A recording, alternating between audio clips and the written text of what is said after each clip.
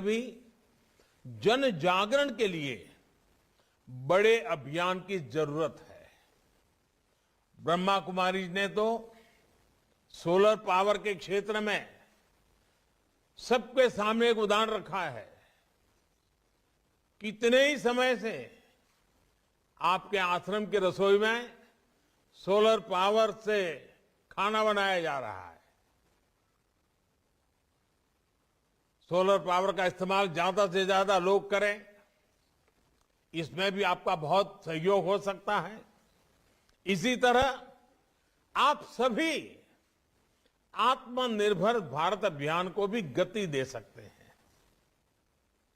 Vocal for local, स्थानीय उत्पादों को प्राथमिकता देकर इस अभियान में मदद हो सकती है। साथियों, अमृत काल का ये समय सोते हुए सपने देखने का नहीं, बल्कि जागृत होकर अपने संकल्प पूरे करने का है। आने वाले 25 साल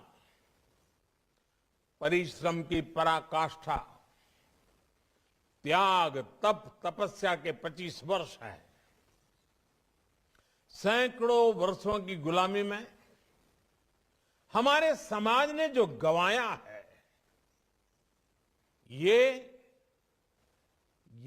25 वर्ष का कालखंड उसे दोबारा प्राप्त करने का है।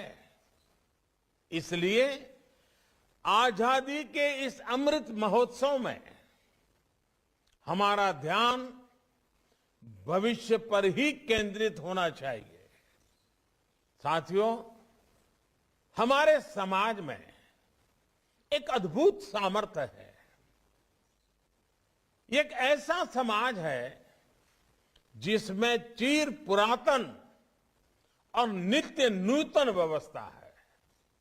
हालांकि इस बात से कोई इनकार नहीं कर सकता कि समय के साथ कुछ बुराइयां व्यक्ति में भी, समाज में भी और देश में भी प्रवेश कर जाती है।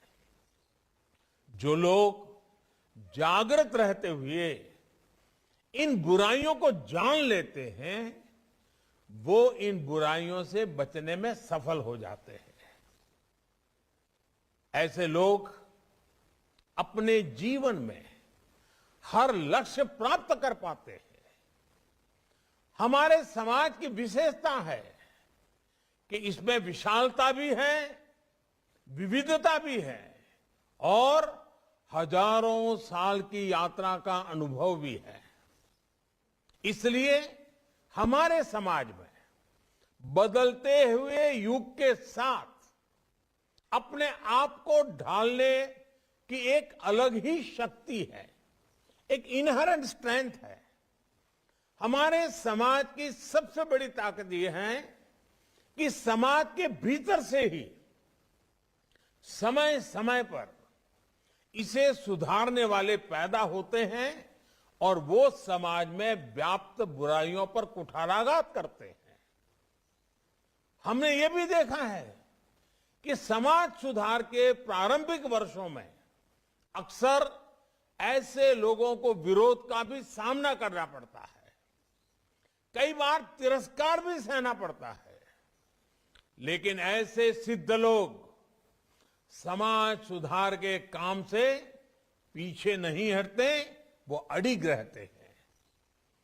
समय के साथ समाज भी उनको पहचानता है, उनको मान सम्मान देता है और उनकी सीखों को आत्मसात भी करता है। इसलिए साथियों, हर युग के कालखंड के मूल्यों के आधार पर समाज को सजग रखना, समाज को दोष मुक्त रखना, ये बहुत अनिवार्य है और निरंतर करने वाली प्रक्रिया है।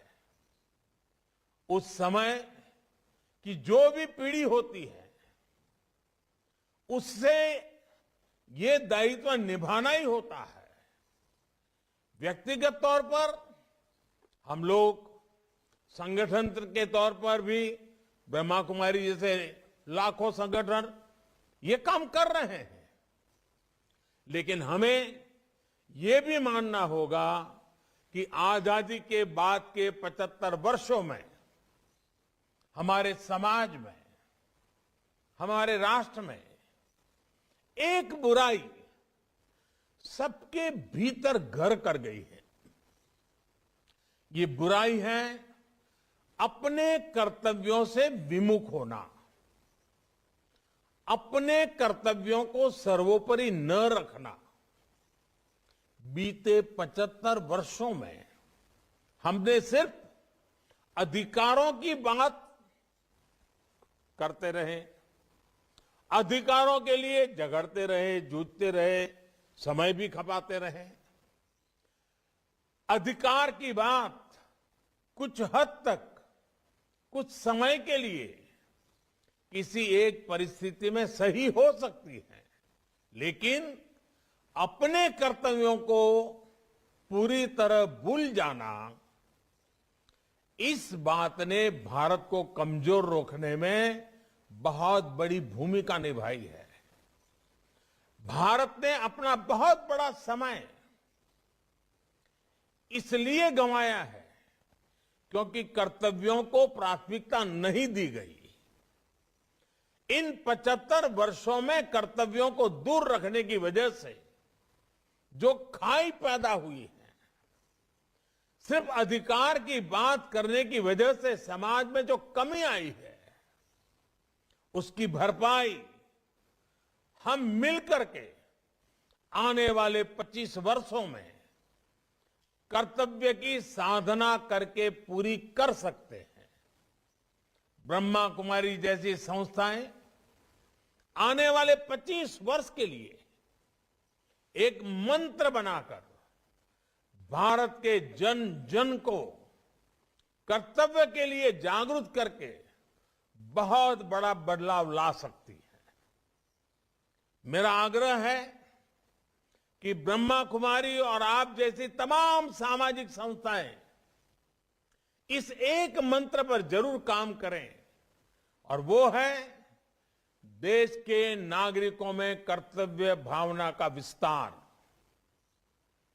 आप सभी अपनी शक्ति और समय जन जन में कर्तव्य बोध जागृत करने पर जरूर लगाएं, और ब्रह्मा कुमारी जैसी संस्थाएं जिस तरह दशकों से कर्तव्य के पथ पर चल रही है, आप लोग ये काम बहुत आसानी से कर सकते हैं।